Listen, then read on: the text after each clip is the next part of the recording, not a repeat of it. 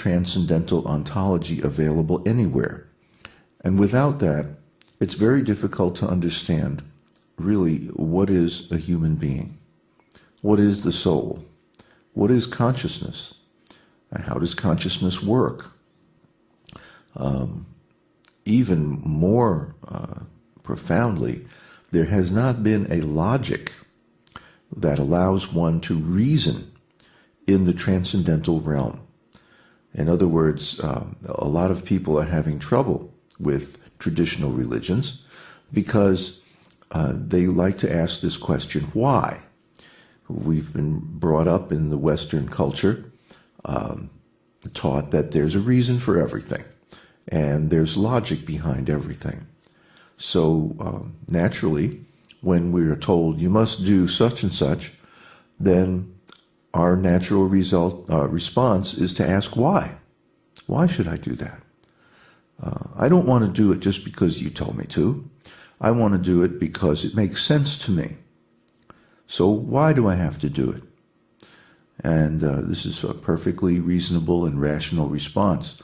So we want to support a spiritual life, but we want to do it in a way that allows you to ask why and think it through so that you really understand why. And then when you do perform spiritual activities, you'll do them much more enthusiastically and with much more initiative and concentration. So our struggle has been to package, if you will, or develop an approach to our tradition that really allows you to comprehend it properly and understand what it really is.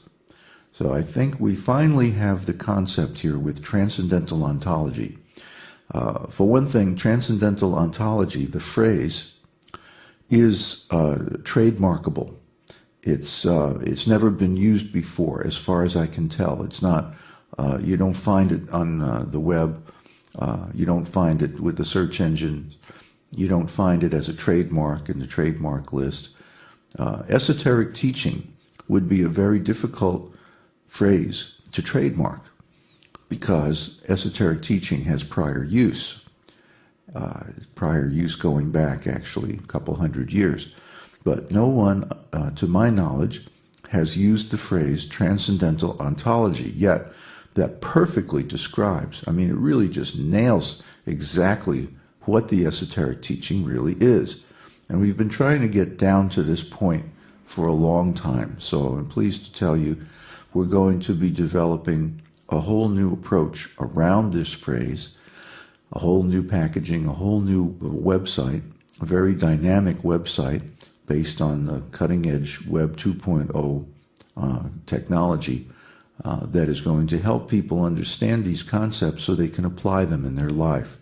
And that's really the bottom line here. We're not trying to build a cult. We're not trying to start a new religion. The esoteric teaching isn't new. Transcendental ontology isn't new. It's thousands or even millions of years old if you accept our internal history. So what are we doing? We're not trying to profit for ourselves. We're already satisfied.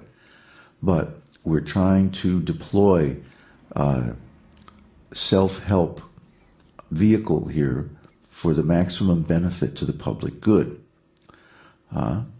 So we are distributing software. I look at what we're doing as a software project, not like Microsoft, but more like the people behind Linux and the World Wide Web. They made their software open source. They made the source code available to everyone, so everyone could take it and use it in their own projects or build upon it and do something interesting with it. So we want to give you a transcendental ontology. We want to give you a framework of meaning. It's like a programming language. And you can use that programming language to do some pretty amazing things. And we're going to get into the kind of things that you can do with this programming language in future posts, because we're really, like I said, turning a corner at this point and going into a whole new realm of applications of transcendental ontology, thinking of it as a programming language, thinking of it as a software project. So why is an ontology important? Because it determines your consciousness. The limits of the ontology mark the limits of your consciousness. Why? Because your ontology gives meaning and value to your experience. And if your ontology does not describe a particular type of experience, then you will give no meaning to it, you'll have no explanation for it, and so you will not give it any value. That means you will not remember it, the experience will just fade as soon as the sense impressions that conform of it are over, and you will lose that experience and lose that value. So the problem is people have spiritual experiences all the time, but they don't remember them. They don't even know or recognize that they're having them. They don't register because they don't have any categories of meaning in their ontology with which to describe their spiritual experiences. What to speak of a logic that allows them to reason about their spiritual experiences. So gradually we're introducing terminology, logic, and relationships that describe spiritual experiences, spiritual things. And this will help you a great deal in your life because you are a spiritual living being. And so without a spiritual ontology, a transcendental ontology, you cannot really understand yourself. You cannot really understand your experience. So therefore, we want to make this ontology available to the whole world. This meta-knowledge. What do I mean meta-knowledge?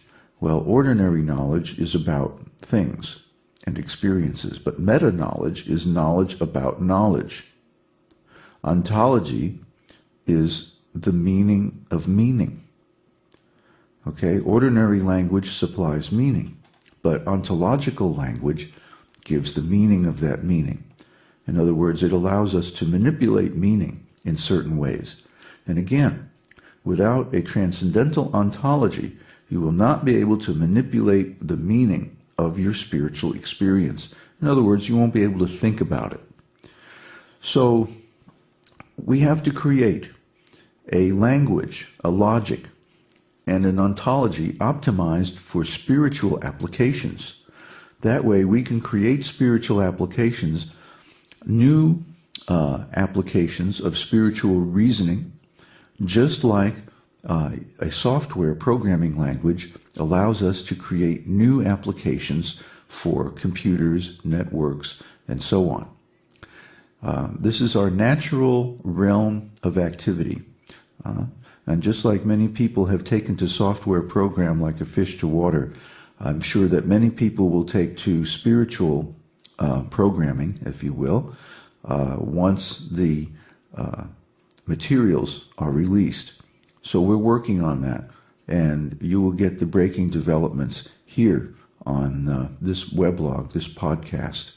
And you can use them because they're open source. We don't charge for them. We don't try to make a profit off of them, because our real aim is to help you recover your perfect body.